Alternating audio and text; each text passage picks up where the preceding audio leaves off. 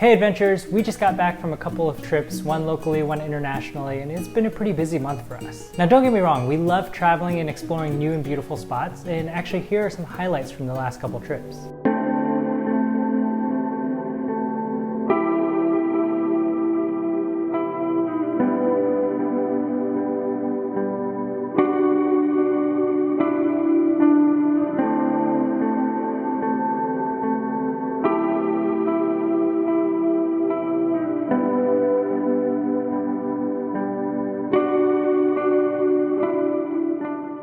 But since we usually pack in so much during our trip, when we get back, we usually feel like we need a vacation from our vacation. I don't know if you ever feel like that, but today I'm going to be sharing some ways that we decompress after we get back from a trip. Special thanks to Court for sponsoring this video. They help us make sure that our home is beautiful and comfortable so that we can focus on exploring and less about worrying about our space. 1, drink lots of water and eat healthy. Now, a long flight alone can really dehydrate you. You're usually not drinking that much, you're eating salty foods, and the altitude and everything makes you really dehydrated. So when I get back, I try to drink a lot of water. To help me do that, I usually keep a chilled glass in the fridge so that every time I walk over there, I can chug it, refill it, and have it ready for the next time I'm there. I love a cold glass of water.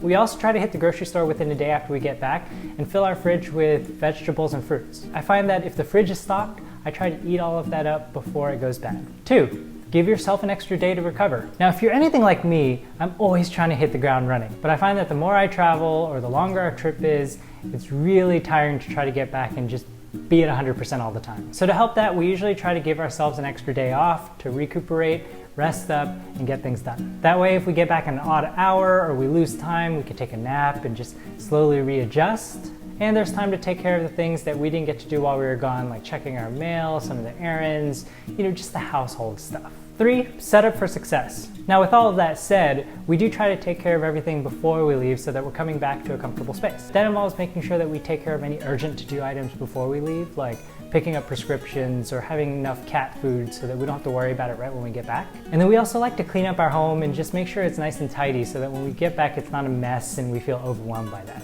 Not only do we tidy and clean up our space, but part of how we actually furnish our space helps us relax when we get back. Renting our furniture through Court really helped us take the stress out of the whole process. We're able to pick out pieces that really fit into our lifestyle, that we're really excited to have in our space, and they move it in and out for us. In the past, we had some trips really close to when we were about to move. So Court made it that we had one less thing to worry about. Number 4, treat yourself. Now, if you're giving yourself some time to recover when you get back, it's important to actually spend time recovering. For us, there's a few things that we like to do. One of them is, another is, and of course, there's always. Now, whatever it is that helps you relax or to make sure you're treating yourself right, be sure to do that. Number 5, light up your life. Exposure to light is really important for a healthy sleep cycle. Now that we live in Vegas, light is not an issue. So when we get back, we usually open up all the blinds and make sure we're getting in as much light as we can into the apartment to help us really get back into the local cycle.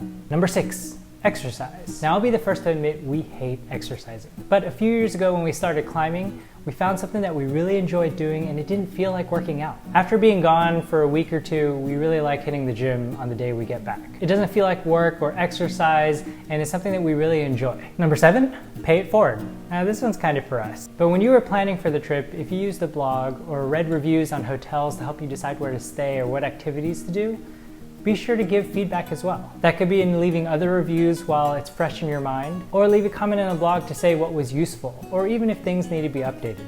We love hearing feedback from people who used our site, but we also love hearing updates, just in case there's something that's new since we last visited. It's also fun to look through all your photos and videos and share all that on social media and actually get other people excited about where you went to. Number 8, just do it. This is another one that's not quite recovery, but more so an encouragement. I don't know about you, but when we travel, we get inspired by different things that we see and do. For example, if you fall in love with shooting astrophotography, or you see an animal that you've never seen and just really have this passion for it now, don't let day-to-day life let you forget about it, but try to take action and look for ways you can get involved locally. And number 9, plan your next trip. Now that thing that got you really excited on the last trip may make you want to do something similar for the next trip. So start planning your trip and doing research on another place that you can do something similar. Also, research shows that travel makes us happy, but not just traveling, it's also looking forward to travel. So the process of planning a trip and then knowing that it's coming along can make you happier. I hear there's a really great travel blog you can use to help you plan your next site too. Those are some of the tips that I had. How do you recover after a long and tiring trip? Let us know in the comments below. Thanks guys, and we will see you soon.